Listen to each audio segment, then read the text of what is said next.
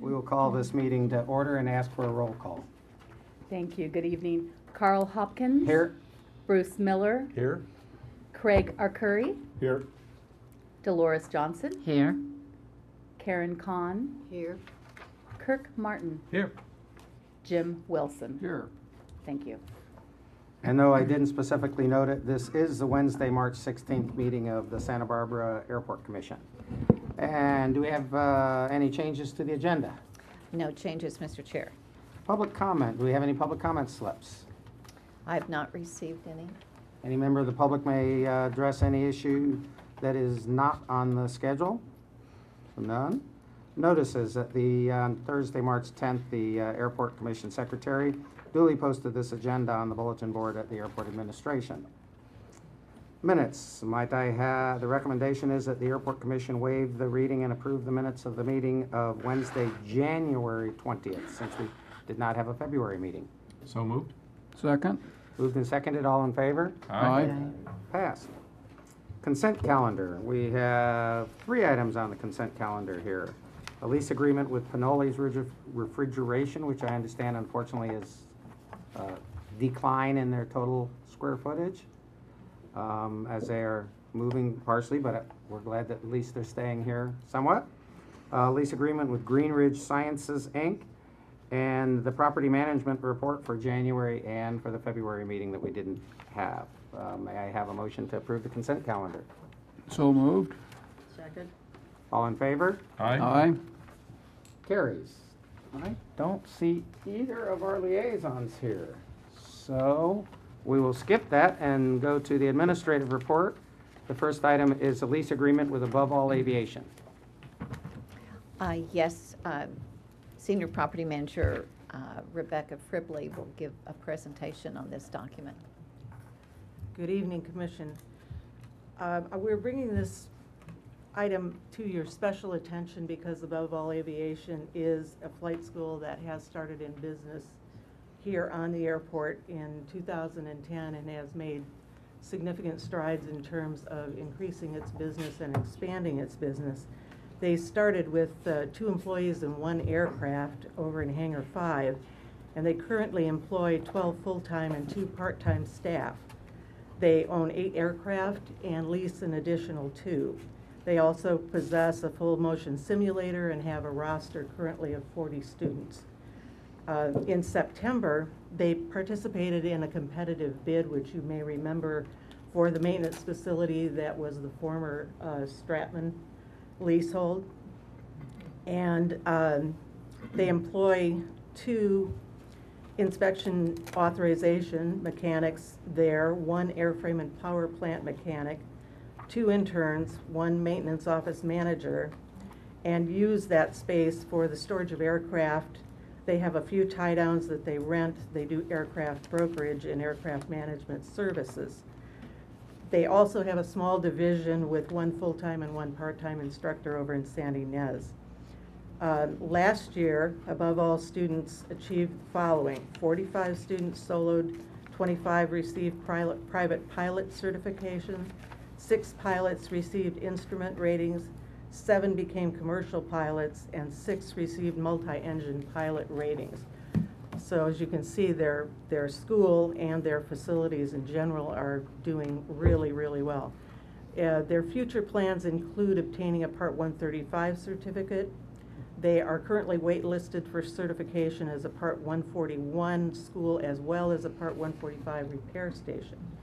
They intend to add a mechanic training facility once their 145 certification is approved. They've also been sponsors of various activities on the airport and within the air service community. They have a young aviators summer camp that they have sponsored for 6 years, and 6 of their former campers have gone on to get private pilot certificates. They've had over 300 children in the program total, and they've also sponsored for the last 2 years an Air Race Classic team of female pilots, which consists of 3 local pilots between the ages of 21 and 87. As their business has expanded, they've required more square footage. They started out in very small quarters over in Hangar 5, and eventually moved across the airport with some space in Hangar 1 and added space in Building 313, and now they're getting cramped in 313, and they really would like to have all of their facilities, including the simulator, under one roof. Since we have space available in Building 312, they have requested additional space directly from the airport. So the proposed lease that we have for your consideration tonight is based on a rental of $1.60 per square foot, which is comparable to other buildings and other tenants on the airport for similar use and in similar condition. They will pay a proportionate share of common utilities and common maintenance charges because this is a common use building. That only has shared electrical, water, and sewer meters. So based on the amount of space that's leased, those utilities are calculated annually, and then they're split proportionately among the tenants. So they will be paying a minimum of $21.99 for water and $14.73 for sewer, or the metered amount, whichever is greater. $220 for electricity, because this is an all-electric building, and $167 per month for custodial services for the common areas. All utilities and maintenance charges get adjusted annually on July 1st at the beginning of our fiscal year. So my recommendation for you tonight is that Commission authorize the airport director to execute a lease agreement with Above All Aviation, a California C Corporation, effective March 17th, 2016, and ending April 30th, 2018, for 1,589 square feet of Building 312 at 1503 Cecil Cook Place for a monthly rental of $2,193 per month, exclusive of utilities. And the reason that's such an odd term is, as you'll recall, under the master plan at the beginning of May 2018 is when the Ampersand facility comes back. It's when the FBO contracts, current leases expire, so that at that point, the airport director will have control of all of the aviation facilities on the airport. So at this time, we're not extending any aviation leases out beyond the end of April, essentially, 2018. Yes, Karen? Can you be specific Commissioner. about where Building 312 is? It's the old flight services building, it's just down Burns from the tower. And is it currently occupied by anybody else? It is, Red Baron Aviation is also in that building, and so is Innovati. Okay, so they will share, or? They will share common areas and restrooms. Any other questions? I Well- have one too. Yes. Oh, I just wondered, their location now, is it gonna be vacant, or are they gonna keep that in addition to? Building 313 is currently leased by Signature Flight Support. They will, I assume, look for another tenant for that Okay. location. Okay. Comments, any? I would just like to comment that I've had a lot of dealings with Above All very positive. They've been a big supporter of Young Eagles flights by EAA and of a different point of view, the charity run by Airports Lynn Houston in her spare time. And in fact, this past weekend, they had a Women's in Aviation flight program where roughly 30 women got their generally first flight in a light airplane. There were 6 of us that flew, although most of them were Above All Aviation. And it was very, very good to see that many women being involved. And again, this was ages 15 or 16 up through, most of them were actually college students, but there were several moms there also. So I certainly think they've done a very good job with the community, in addition to what seems like an amazing number of pilots in this era where so many new pilots aren't happening. True. And I would second the comments, having seen a very positive uptick of interest and a lot of contribution to the aviation community. I think they're what we need more of on the field, and we're delighted to see all of their contributions and thank them. Any other questions or comments? Yeah, it's great to see them building that sort of community here. And I certainly make a motion that the airport director execute a lease with Above All. Have a second? Second. All in favor? Aye. Motion passes. Thank you very much. And the next item is the airline rates and schedules for fiscal year 2017. Yes, as you know, annually, we meet with the airlines and discuss rates and charges, and then bring back to Airport Commission and then eventually to City Council the proposed rates and charges for the next fiscal year. So tonight I've asked Rebecca to do a presentation for you, if she can get Mindy to bring it up. Some of us Get all are a little fancy more there. PowerPoint challenged than others. I know what that does. Flip it over Here she like goes. Thank you. Cut off at the top. You may want to lower the image.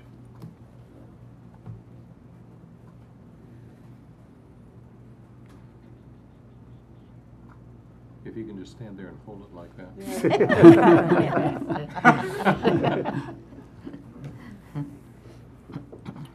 Okay, so Santa Barbara Airport airlines operate under annual operating permits.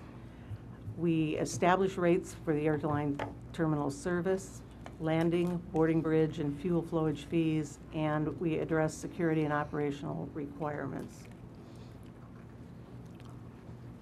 Airline security, we obey all of the requirements imposed by the TSA, require background checks for airline employees accessing secured or sterile areas, audit access media for airline employees, maintain security for all persons who enter secured or sterile areas at the airline's invitation. Air service changes, as you know, the number of seats with the loss of Frontier Airlines and also the merger of U.S. Airways and American resulted in a decrease in the number of passengers last year. However, we're pleased to report that due to the addition of daily Dallas service on American and seasonal service on Alaska, we're projecting that that is going to increase a little bit this year. Recoverable costs. Airport operating expenses are defined as the direct and indirect expenses for operation, maintenance, and capital improvement. Debt service less any pledged passenger facility charge revenue, and then any annual deposits to the mandatory reserve funds. So the methodology for the rates and charges that we have used since the opening of the new terminal has divided our costs into 5 areas. The airfield makes up 30%, terminal building 55%, boarding bridge are set at actual boarding bridge fees. Commercial industrial makes up a 10% subsidy, and other sources of revenue 5%. So this is the calculation of the airline terminal building rental rates from this year. The projected cost of the building for 2017 is $10 million approximately. Rental car revenue is subtracted from that, and concession revenues together are subtracted for that, which leaves us with a total building requirement of approximately $7.5 million. When you divide that by the number of total terminal square footage, you come up with a cost per square foot annually of $114.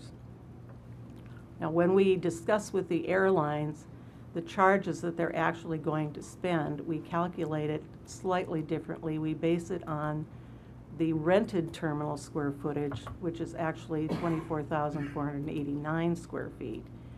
And we negotiate the rate. We show them the $114, and they look at what they paid last year and what they would like to pay this year, and there's a negotiation process. and this year it resulted in a cost of $101 per square foot annually, which is a 3% increase over what they paid last year, and will produce a terminal building rent revenue for this year of $2,473,389. Boarding bridge calculations include the maintenance and operating costs, which are approximately $38,000. Net debt service requirement for the boarding bridges of $209,000, for a total boarding bridge requirement of $247,500. We're projecting, based on the current flight schedule, 6,646 turns, which leaves us with a rate of $37 per turn and a projected revenue of $247,500. Return overnight fees are something new that we're asking you to approve this year. These are very common among airports. They essentially assess a fee per day for an airplane that's parked overnight on the tarmac. The fee would be established July 1st at the beginning of the fiscal year. It would be assessed on all aircraft that are parked on the ramp overnight, and it's expected to generate $27,000 approximately dollars. The aircraft that are parked at boarding bridges would not be assessed this fee because they're already paying the $37 boarding bridge fee. Calculation of the airline landing fee rates. The airport cost base for landing fees was $17,735,000.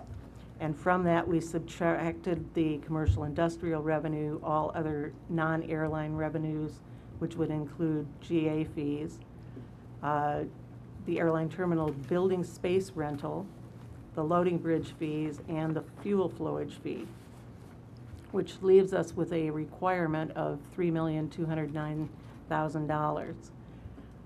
The projected airline landed weight is $435,000 minus pounds,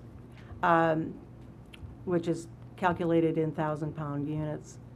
And we subtracted from that the 26,000 pounds of weight for the DFW flights because they will be receiving an incentive for the first 6 months that they're here.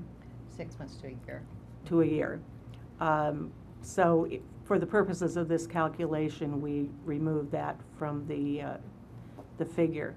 The calculated landing fee would be $7.37, but we're projecting that we set it at $3.88. That again is a modest increase over the fee of last year, and it would give us a revenue of $1,584,202, excluding Dallas-Fort Worth. So on the 22nd of February, we met with the airlines and we distributed a detailed cost analysis based on our proposed fiscal year 2017 operating budget. We reached an agreement on the fees that we are proposing to you tonight, and the new agreement would be effective July 1st, 2016.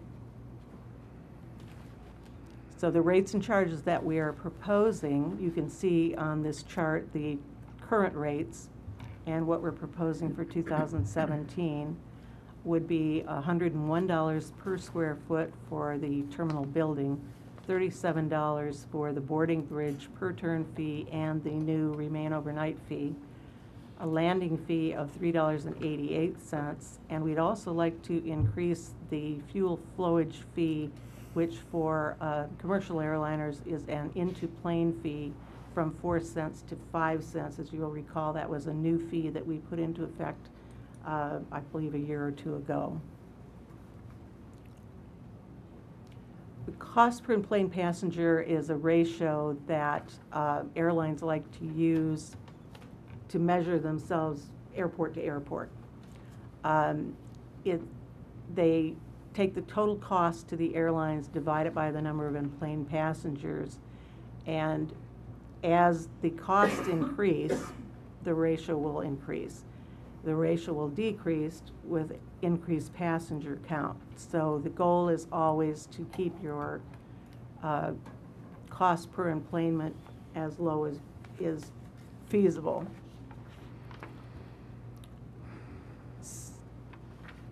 So they take our annual airline rates and charges. We look at things like the CPE. When we first opened the terminal, which is actually calculated on the old terminal, was $8.95. In fiscal year 2015, it was $12.20. In fiscal year 2016, it went up to $12.87, and that was largely due to the loss of Frontier and cutbacks in American. And this year we're projecting that it will be $12.49 per enplaned passenger. This chart will kind of show you where we are in relation to other airports. As you can see, we're actually fourth from the top. We're hoping that as we increase service, we will drop back into the middle of that range. This is one of the reasons that we negotiate with the airlines to try to keep our costs reasonable. They use this as a measuring factor, and they compare us to other airports our size, even though sometimes they don't necessarily have the same amenities that are offered here. And it's not a cost that we largely, in many ways, can control because it's based on fixed expenses. So what we're asking tonight is that Airport Commission recommend to City Council the rates and charges for July 1st, 2016 to June 30th, 2017, with an airline terminal building annual rate of $101 per square foot, a boarding bridge fee of $37 per turn, a remain overnight fee of $37, landing fees of $3.88 per 1,000 pounds of gross landed weight, fuel flowage fees of 5 cents per gallon of fuel into plane, and 25% penalty. This is something that we had added, you may remember from last year, on rates and charges for non-signatory airlines. So if the airlines have not signed their agreements by September 1st, their fees will be 25% higher, and that's a retroactive charge that we use to encourage them to sign their operating agreements. And I should also mention that the landing fees are the fees that will also be charged to the GA community. There is not a separate landing fee for GA and commercial. Can I answer any questions? I just wanted to quote from your proposal document, which kind of highlights one thing I'm not sure that you really highlighted, but was that after a thorough review of the budget data, the airlines agreed to accept the proposed rates for fiscal 2017. So they have been through that process. And we did, the airline rate subcommittee did meet prior to this meeting and spent an hour and a half reviewing the material. So just to highlight that ratio you were speaking of, one variable in that ratio is costs, which is primarily fixed costs that we would have whether we had one passenger or within reason, with the various That's passengers. correct. Yeah, we have to provide maintenance services, janitorial services for the whole building, regardless of the number of airlines that And we then have. the other variable is the passenger count, which, so that's probably the biggest impact to this number is if that goes down because an airline pulls service out, and the fixed costs are not changing very much, that has a fairly big impact. So historically, is that the big determining, kind of output of that equation? It's Yes. one, yes, it's probably the major one, and the other is probably the actual amount of increases that the airlines can accept and take back to their management. Right. So there's always some give and take. We're very fortunate in that we have a very good relationship with the representatives from the various airlines here, and our negotiations are much more collegial than they are competitive, I guess would be the way to do it. We spend quite a lot of time with them looking at various ways that we can keep our costs down and still recover the amount that we need to make our budget work. We also have received over the years some interesting suggestions from that group. They were the ones that suggested that we institute the non-signatory penalties. Really?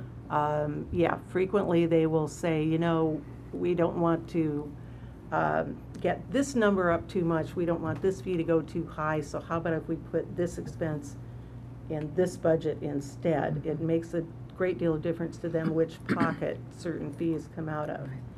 And so we've worked extensively with them on what they feel are acceptable fees that they can sell to their companies, and also make sure that the airport is in a good financial position. But Thank you. Commissioner Curie, to answer your question more directly, yes, the cost per in-plane passenger will decrease substantially with an increase in enplanements. And with the loss of service that we've had since 2008 or thereabouts, it has increased the CPE, but that's recognized by the airlines as well. Yeah, they certainly understand that they have a direct impact on that equation. Yes. Through that variable. Yes. Thank you. Uh-huh. Yeah, I think it's important to note that our actual costs have increased at a very minimal rate. And the cost per passenger has increased because our passenger loading has gone down.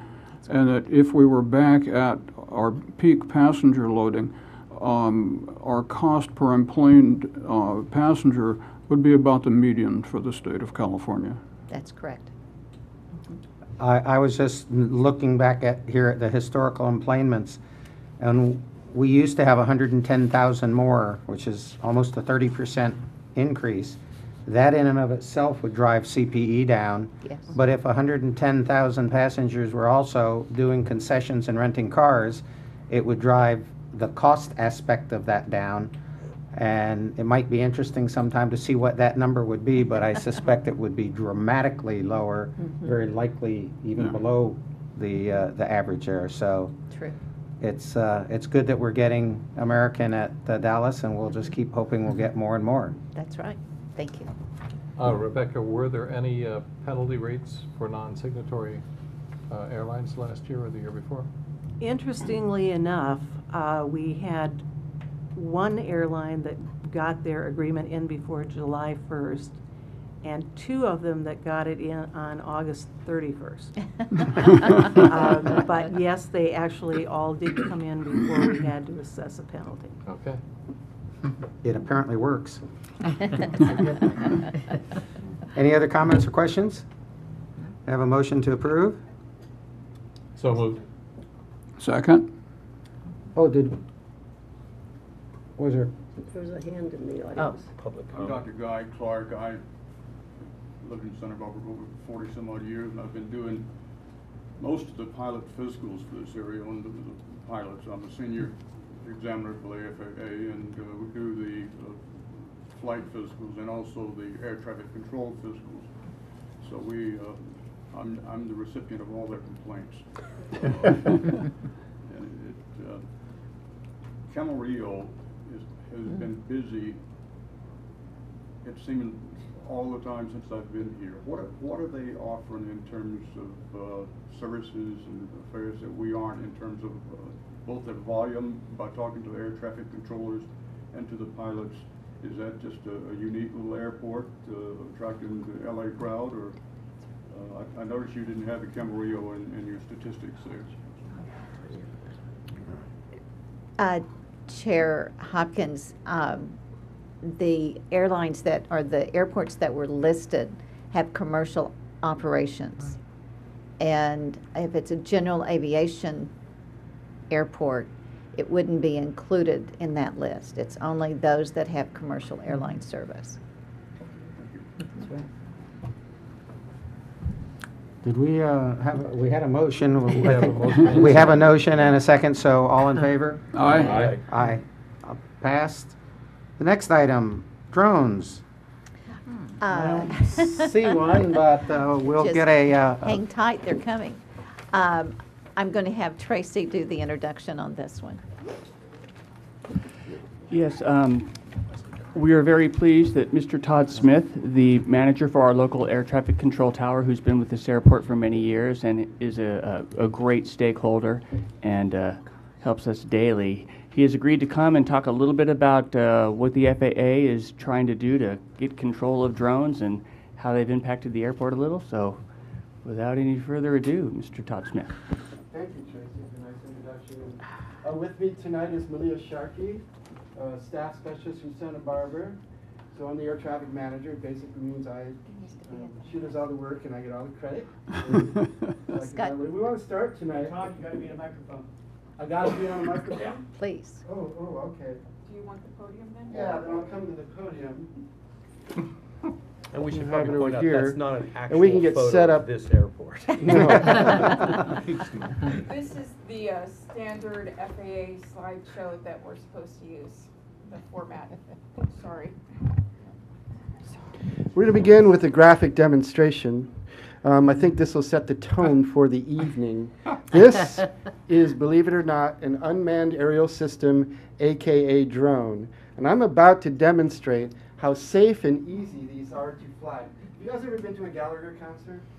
If you have, you probably understand, kind of what I'm saying here. Should we hide? Is that what you're saying? I'm not saying it, I'm implying it, and some people picked up on that. Let's see how this works. This could either be one of the best ideas I've ever had or one of the other kind. So here we go. Uh-oh, look out! Oh. Don't step on it. Don't step on it. It's so cute. Has the airport director approved the operation of this drone within 5 miles of an airport? The FAA has know approved it this. was We'll try out one there. more time. Okay, let's see what we can do here.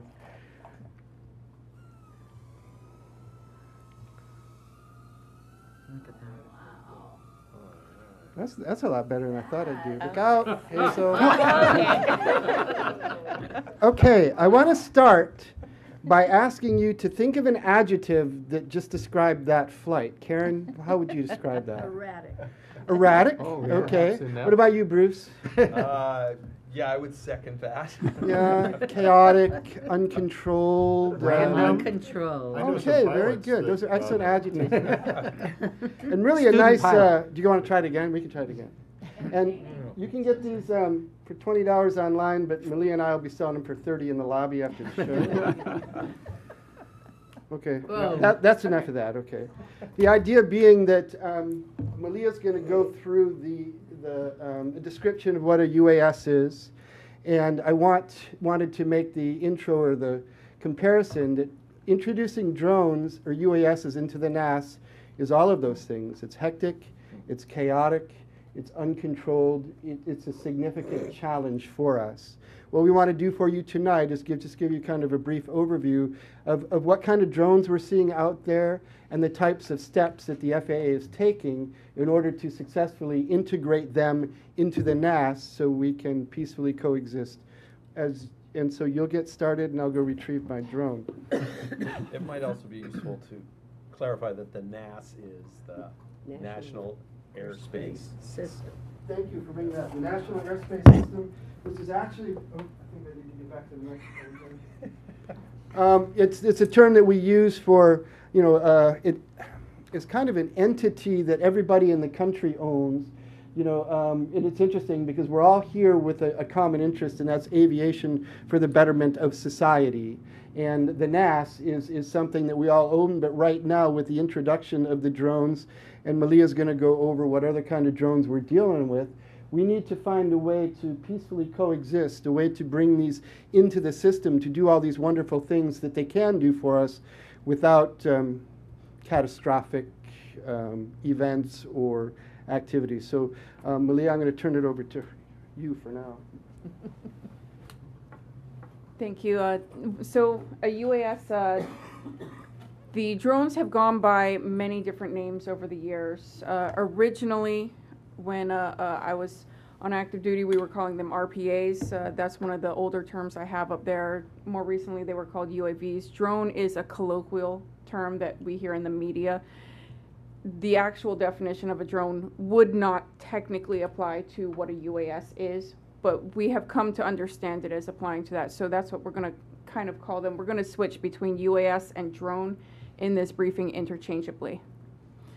This is the actual definition of a UAS. So technically, it does not just, since they use the UAS system, unmanned aerial system, Todd is part of the UAS. He has a controller in his hand, and that's part of the entire system.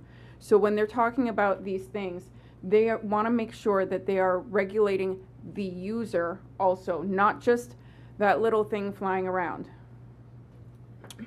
In general, we have three types. The micro, which is what Todd demonstrated, which is going to be under 0.55 pounds. These don't really have regulations yet. They're actually, as we speak, this past week, was it last week or is it this week? In DC, they are discussing what the rules for this category are going to be. So we don't really know yet. Small UASs. This is the one that's the biggest headache for us right now, and the FAA is trying to wrap its mind around. Everything from just over half a pound to 55 pounds. That's a large category, what we're talking about. Most of these drones are going to be, people want to use them commercially to do aerial survey, pipeline survey. I have some pictures later of some ones that have been approved to operate commercially in our airspace. People who are using it for recreational use, the YouTube videos that you see are generally ones in this category. Large UASs, basically these are only going to be for government use. They're the Predators, the ones that you see on the nightly news working in Afghanistan and things like that. An example of a micro UAS. Yeah. As you can see, I was not able to find the exact data on the specs for this, but you can see I did find out that this is printed on a 3D printer, and the it's supposed to kind of swarm like a bee does and just kind of follow these bees and obviously, as I say, study bee pollination. This is one of the most popular small UAS for recreational use. People are trying to use them for commercial uses also, things like wedding photography, aerial photography for that. Contractors have called wanting to use this model to do surveys of their buildings from the air. Lots of uses that kind of, they're not really full-time commercial. Like I said, maybe it's a photographer who wants to use this every once in a while. This is a good option for them. $400, 2014 coollist.com, top rated drone of 2014. This is one that we do have a COA, a certificate of waiver or authorization for to operate commercially or government. This one is actually used by the Ventura County Sheriff's Department, and part of the Ventura County is within our terminal radar airspace. So we have a hand in their COA, which is colloquially called, or it's the reference is COA. So this one, it can switch out the camera that it carries between an infrared or a color video, depending on what they're doing. This one is NOAA operates this one out in the Channel Islands, watching gray whale migrations and bird migratory and nesting patterns on the islands. As you can see, it's a slingshot off of a boat, and it's actually fairly large. It's 8 feet across. But it's still within that small UAS up to 55-pound category. This one is one of the more popular ones for commercial use. We have 3 right now operating. The biggest one is also used by NOAA in the Channel Islands. This one, the wings can come off when it lands. It's made to break off and all the pieces float, which is why NOAA likes to use it out there. So they just land it in the water and then they go with a boat and pick it up. And it's, as you can see, hand launched. They just throw it. This one, ATF, over at Camp San Luis Obispo, the Army Guard base out there.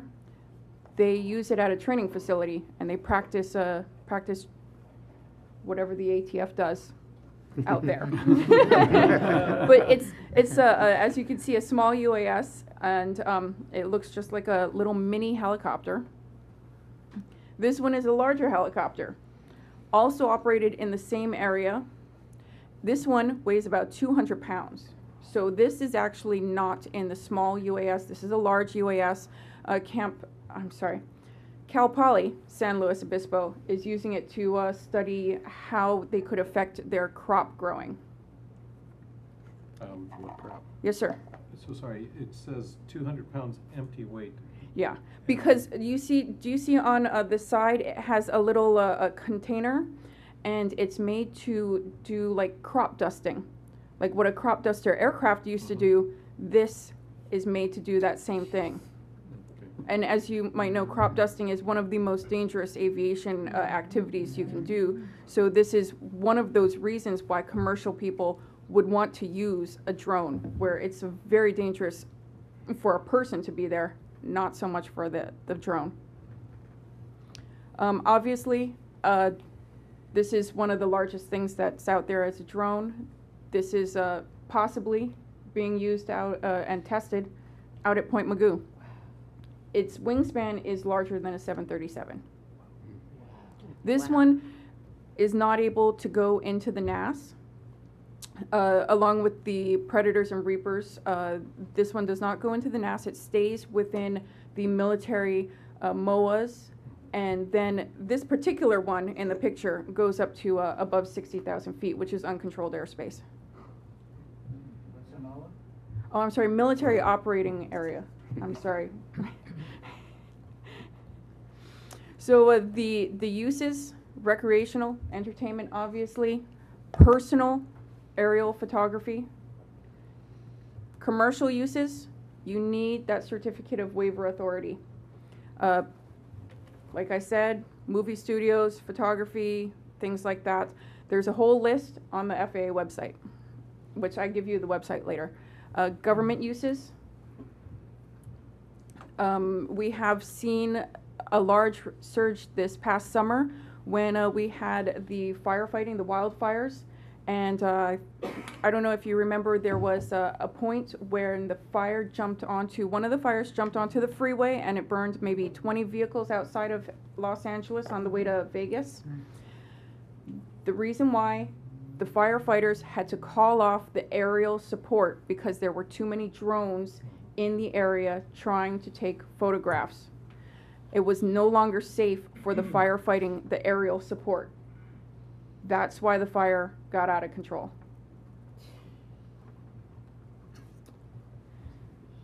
That small category is the fastest growing.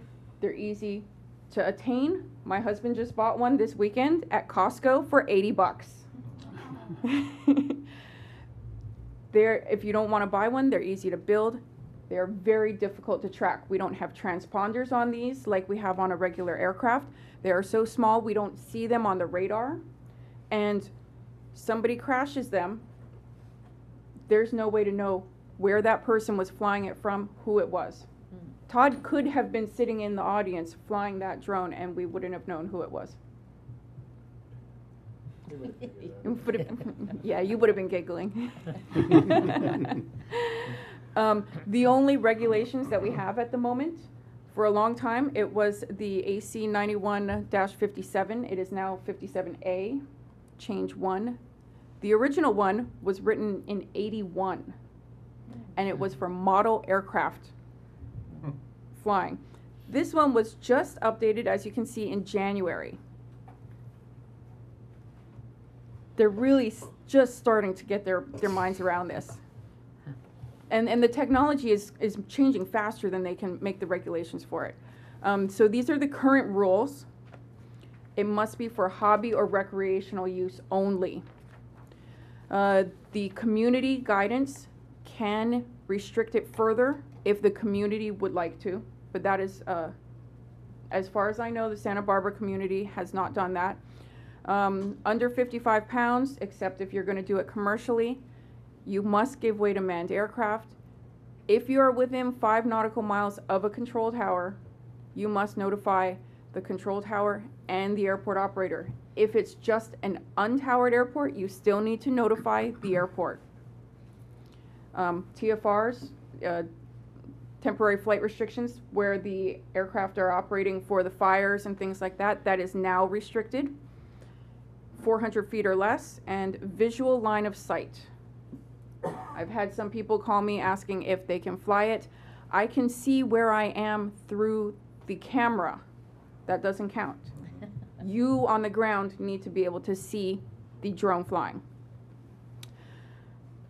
This is an example of a poster that you can get off of the FAA website with some down and dirty rules, what to do, what not to do.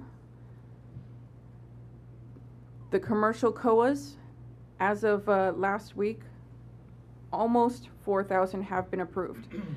And that's the ones that have been approved. I know that there is a large backlog, months-long backlog for these COAs right now.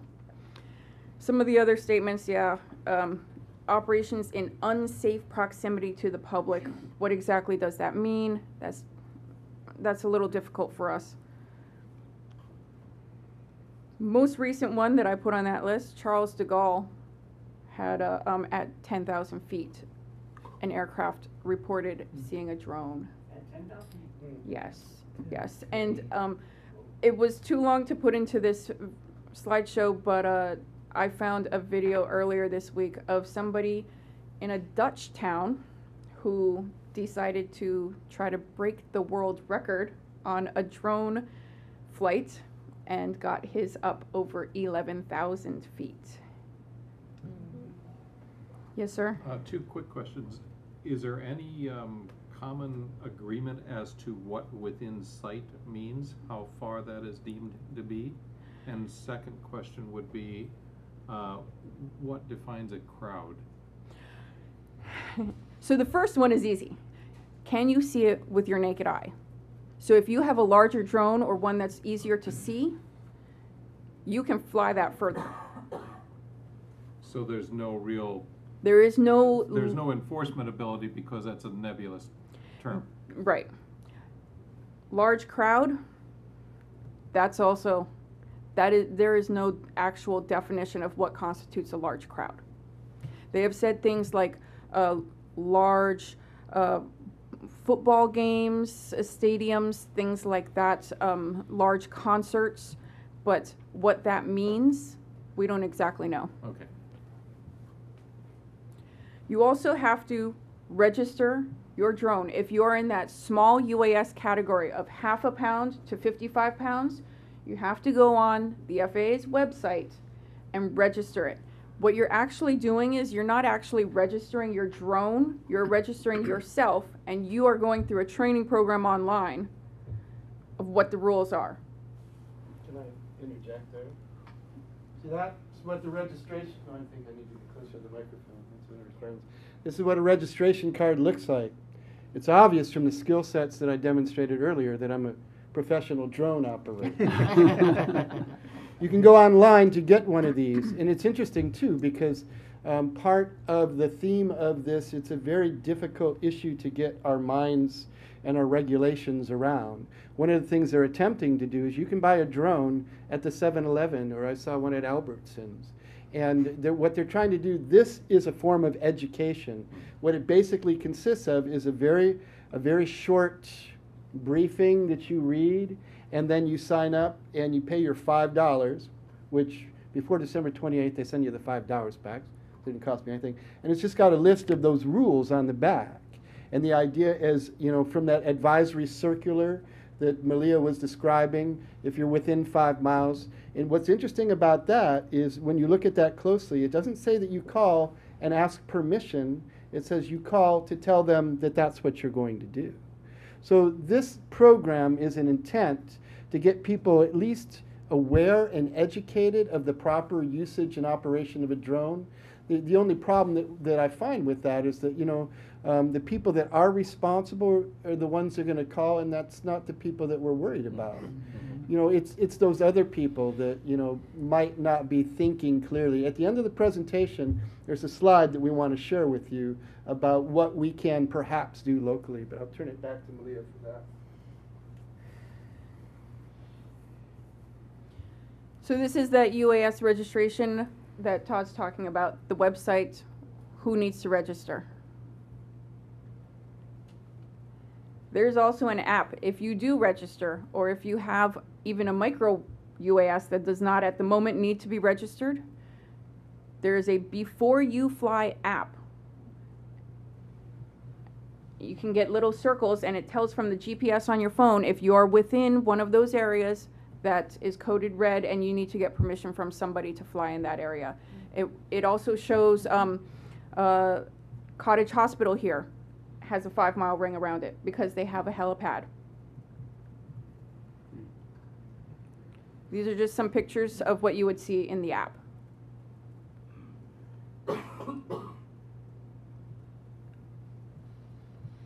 There's a lot of good resources out there,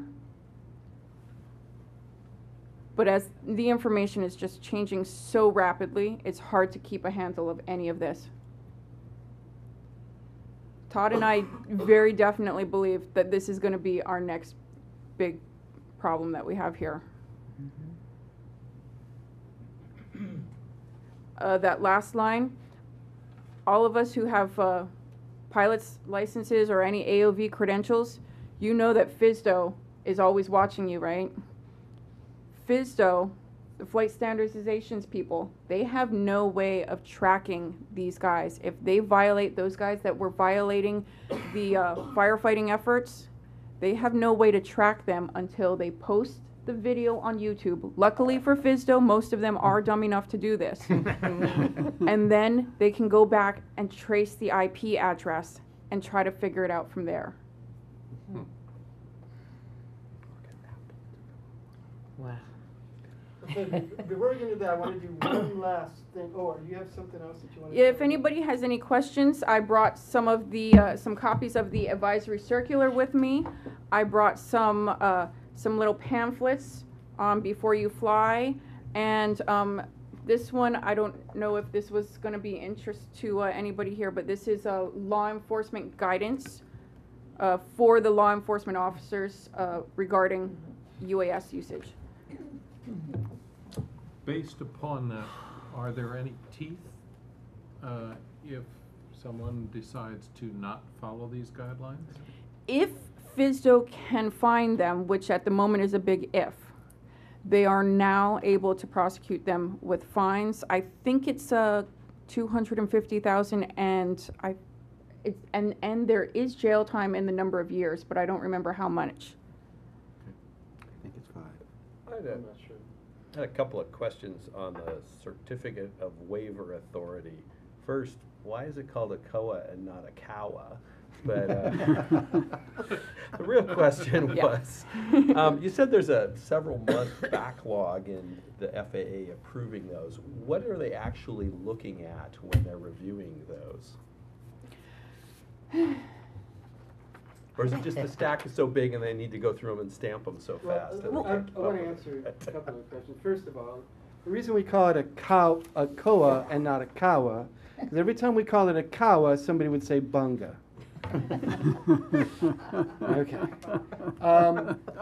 As far as what they're looking for, you know, is anything glaring, Bruce? I suspect that it's such an infant, you know, burgeoning thing that they're looking for something that just looks crazy or looks like somebody really has no idea of what's going on. They're approving them, you know, hundreds of them. And matter of fact, we had a gentleman come over the other day, said his COWA was in the queue, and was waiting for that to get processed because he had some work to do out through the Channel Islands.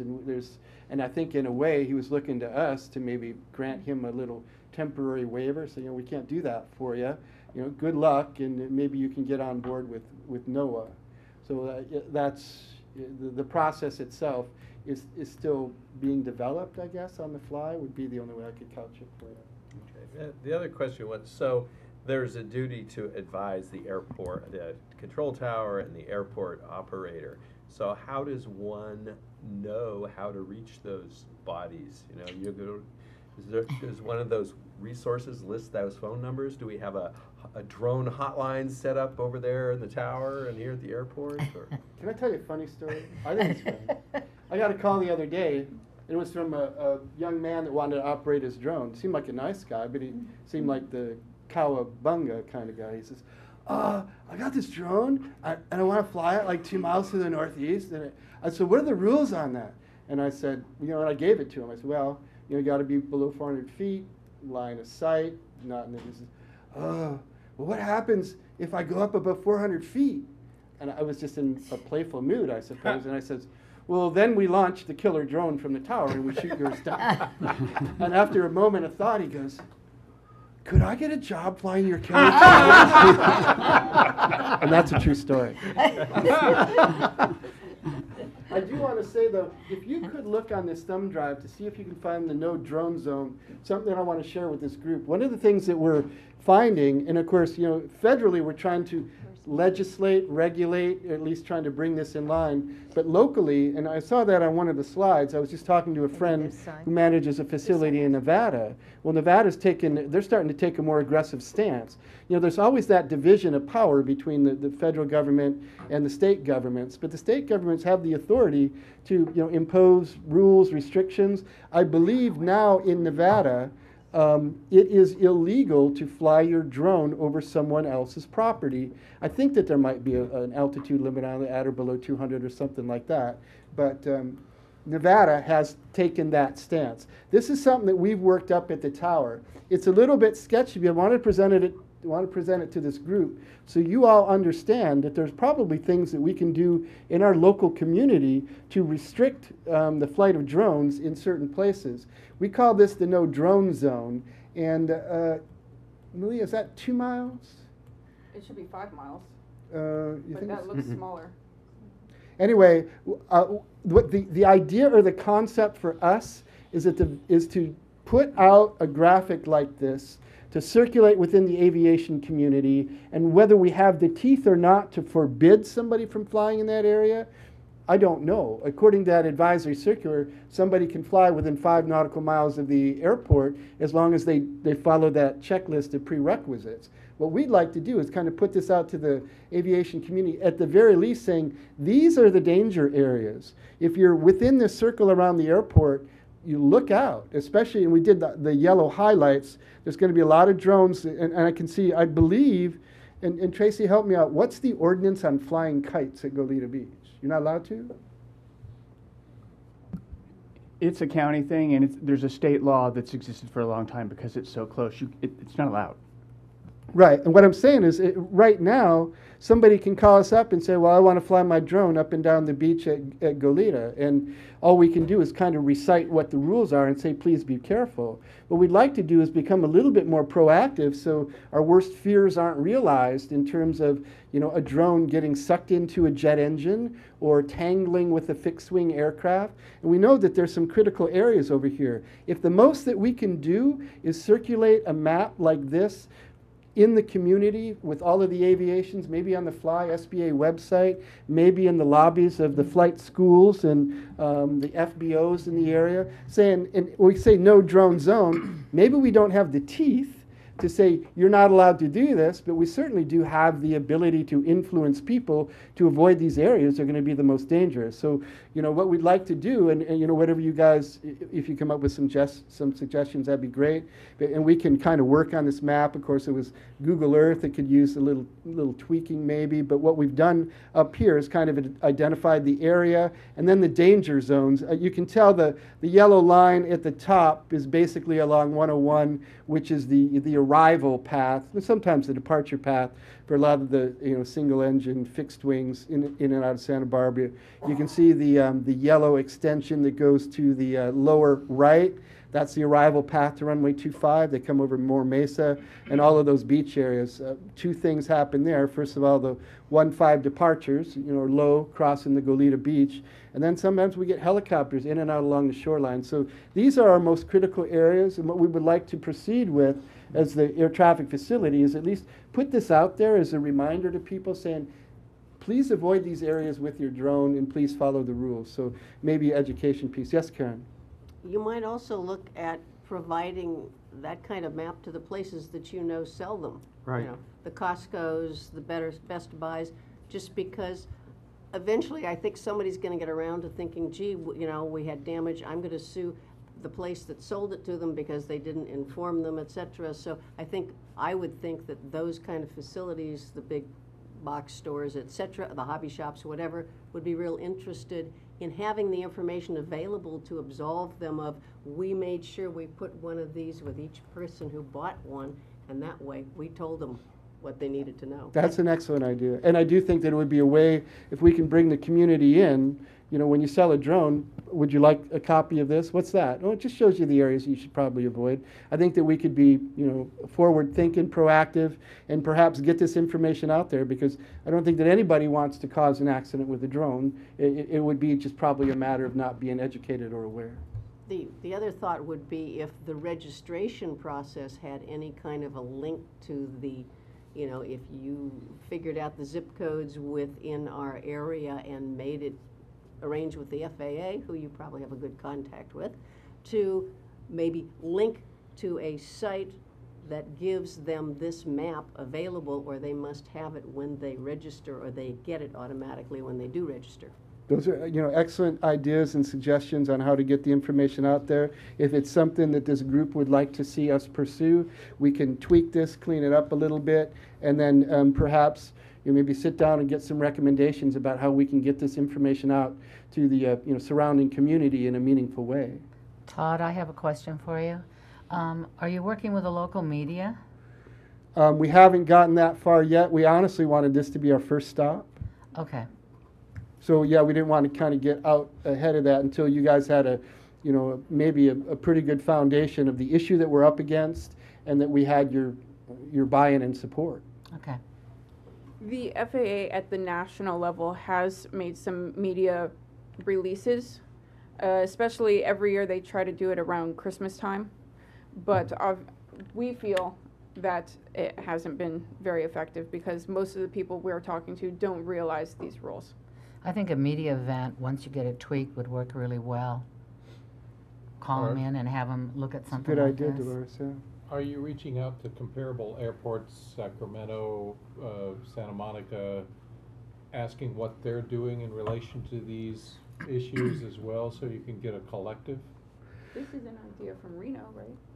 Yeah, this was in a conversation with Reno. Okay. But I don't think we've gotten that far with it. As far as pinging other people, this is kind of our first whack at it.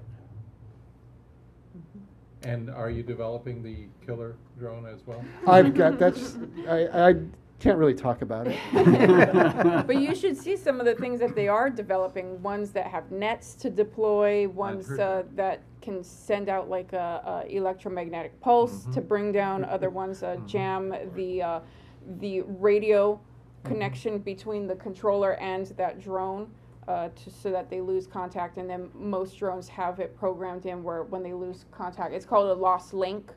Once they go lost link, they're supposed to land. They're working on different things, but at the moment, there's nothing that's system-wide now. Mm-hmm. Further questions for Malia or me? Any other questions? There's no motion here. Thank you very much, both of you. It was an excellent presentation. Thank you, Carl. I think this is a wonderful idea. I hope you can pursue it, and I'm certain that any of us or those at the airport would be more than willing to work with you to do that. And I certainly agree with Karen's comments that the FBOs and flight schools and pilots are not the ones that are going to be causing the problems. It's the people who buy them at the Costco and the Kmart and the Albertsons or wherever else you can now buy them that are likely to need one of those. And it would be an excellent document to attach to every drone. Right, great. Well, I think that said, I still think every channel that you can take advantage of, for instance, putting it out through the FBOs and the flight schools. Flight schools, could be a very valuable channel to get out to others. After all, pilots have a pretty strong vested interest in True. seeing those drones stay clear. So. Oh yeah, that's a good comment, Bruce, and I'm sure that, people that are pilots have friends, and the pilots end up being their conduit or their resource for aviation. Hey, I got this drone, and say, well, have you heard of the no drone zone? No, what's that? Oh, I'll get you a poster. Right. I have one more question. What kind of timeline are you working with, Todd, in order to get something like this completed? I don't think that we have a time frame. This is just something that we've developed on our own pretty much, and so the timeline is as we set it. Okay. Karen? Have we had any accidents or incidents due to drones yet, At Santa Barbara, or anywhere? the closest call that we had was in Florida. I believe it was in Jacksonville, an aircraft, CRJ, and so a commercial aircraft, on approach thought that they had hit a drone with their left wing, and so when they reported it, they called an emergency, and they landed. When they were on the ground, the aircraft mechanic looked at it, and they decided that they couldn't find any damage on the aircraft, so it was reclassified as a near midair instead of a midair. That is the closest one that I've read about, but there have been numerous times when pilots have reported on things like at LaGuardia having to break off an approach because a drone was being flown too close of proximity to them, and they didn't want to take that chance. And I think I don't have the exact numbers, Karen, but it's something like last year, 900 reports of pilots seeing drones, and about 500 times it was too close for their comfort. So significant. Mhm. Well, thank you. Thank you both very, Thank very you, much. Todd, Malia. Thank you. And the last item here is the director's report. What do you have for us this month? Well, the very first thing I wanted to comment on is our passenger count for the month of February. If you'll notice, it's 4.7% above same time last year, so that's really great. And year-to-date, we're up 2.4%, so I'm really very, very pleased about that. Also, just to let you know, our marketing program will be focused on promoting Dallas service. That's our big push right now, working with Visit Santa Barbara, coming up with various ways of doing it, radio ads, bus boards, whatever will be coming soon. The master plan, the environmental document is still sort of on hold. We need to amend the contract again to add additional funding so that the consultant can do additional traffic analysis on the proposed projects within the master plan. And so I hope that we can at least release the final document for review towards June, maybe, if not July. The other questions that I had received regarding excuse me, the solar project at the terminal. The company that we're working with is called SunEdison, and we actually have a power purchase agreement with them. And they've been doing design on the project and ran into issues with the soil.